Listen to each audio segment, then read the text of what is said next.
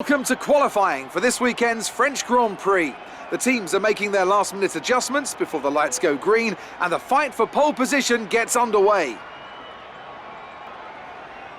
Joining me in the commentary box today, Anthony Davidson. This is really the moment that the pressure picks up, Ant, I think. All of that data from practice will have gone into formulating the team's strategies today. It's obviously incredibly important to the teams to try and stick to the game plan. Is it just down to the driver to execute that?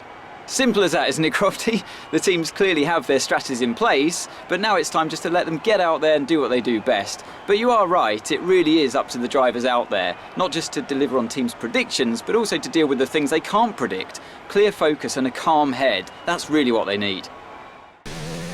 So here's guys, Riotbox here, and welcome back to another F1 2019 Career Mode video. And we're here for the next round, which is going to be the 8th round of the season, I believe, for the French Grand Prix at the Paul Ricard circuit. And what a circuit this is. Pretty fun one to race. It took me a little while to get used to it and get some decent pace. You can see qualifying, our first qualifying lap, only managed to get us P17, and soon we do drop to P18. And you can see come the end of Q1, we are in 19th place, and Lando Norris is last, so that gives us a little bit of hope that it is the McLaren. We only move up to P18 on that lap, so we're going to try and struggle around. We're going to have to look after the tyres on this lap. Real good slowdown lap, and now we're going quick for our next lap, our final flying lap. Not long left in the session. Absolutely throw it into turn number 1, throw it into turn 2, and oh my god, lose the rear out of there. That's absolutely crazy stuff. So lost the rear, and in the end it is a poor qualifying session down in 19th place. Hello and welcome to the circuit Paul Ricard, current home of the French Grand Prix, an event dating all the way back to 1906. It's been held at many venues over the years, with famous moments from Dijon and Manicourt the feature of many a highlights reel. And let's hope we see more of those in the race today. Joining me for the Grand Prix once again is Anthony Davidson. Let's talk about the Professor. They're starting towards the back of the field today in a car that is fast, so they'll be disappointed, won't they? It's not a nice feeling, I promise you. They've got a quick car underneath them, but they've got onto the grid today and they need a pair of binoculars to see the start lights. They'll be desperate for a good start to make up for some of that deficit. Here we go then.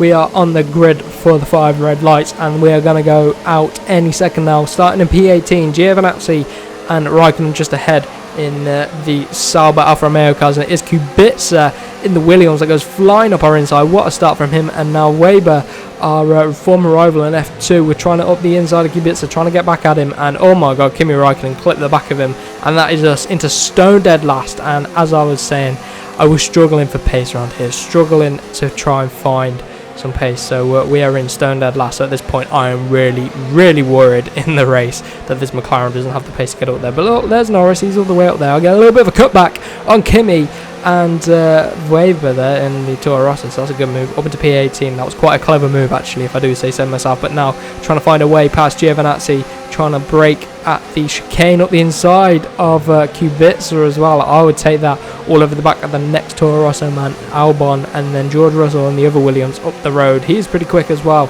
in that Mercedes powered Williams. So can we find a way past the Toro Rosso first? It is Honda powered, so you will expect us to be able to get past, but this year 2019 the Honda's pretty good actually. I mean, just look at Red Bull in the Austrian Grand Prix with that Honda engine. That is absolutely crazy. Max Verstappen take the win. Absolutely good race, a good race. But anyway, back to our race here in this career mode, trying to sneak up the inside of the Toro Rosso. Not able to do it there on lap number 1, trying to sneak past him for 15th place. Come lap 13 though, I mean lap 3, not 13, lap 3 of 13, we're all over the back of Albon now. We close him in, we've got the DRS to try and help us with the overtake, because this Renault engine, we are struggling, but we are due an upgrade at the end of this race. We've got a major upgrade on the engine, a little aero upgrade as well on the way for the next round. So next round at Austria actually. Hopefully we'll find ourselves a good result, and we absolutely forced the issue on Albon there.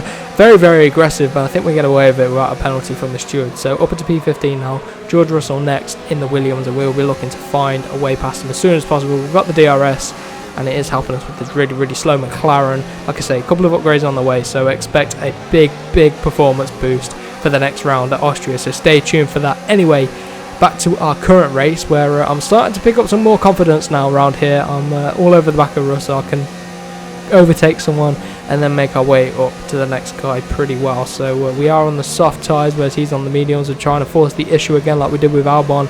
He defends a lot better than Albon did, but we're now trying to find a way past. Where can we get him, man?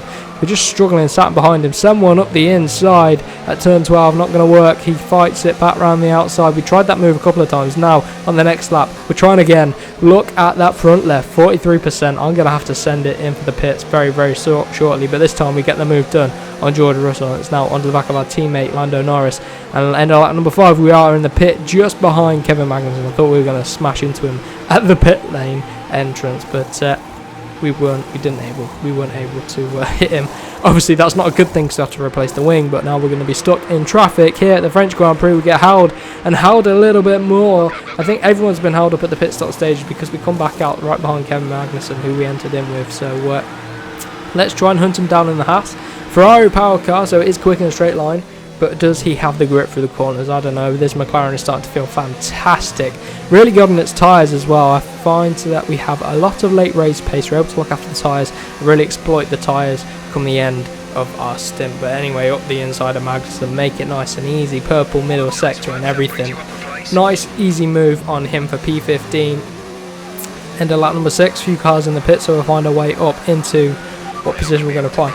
Probably P10, hopefully P10, and we're going to, it's P12, and we're just behind our teammate there, Lando Norris, so didn't really gain anything in the pit stop stages, or if we did, so did Norris, and we're up into P12, so now we can start to battle for trying to get into the points, if we could possibly do that, starting from pretty much last position. We found our way into last after the launch off the grid, but now we're all over back of Lando Norris. Our tyres are all warmed up. I'm all dialed into these medium tyres. Norris is fresh out the pits, probably only just getting his tyres up to racing temperature. We've got the DRS. We've got a little bit of overtake mode. No, we haven't. We dropped it down to none. We're being extra cheeky. I know that McLaren is so slow in a straight line. Look at that Renault Hülkenberg with a blown engine. It's like the racing guys just want to give me points or something, because I'm going to find my way up into P10. I will take that past our teammate and past Hülkenberg up into P10, and Daniel Ricciardo next up, 2.5 seconds up the road. Can we close the gap come lap number 8? What is the gap going to be starting lap number 9? It is, someone's pitting, and it's George Russell, and now it's 2.5 seconds up the road to Daniel Ricciardo. So we're in P9, and have we got the pace to catch up to Ricciardo? I'm feeling confident on these tyres. I'm feeling confident that the tyres will last to the end of the race, and I'm feeling confident that this McLaren is light on its tyres. Look at that. At the end of lap number 10, start lap number 11, what is the gap? It's 1.6 seconds. We are closing in at a rate of knots now.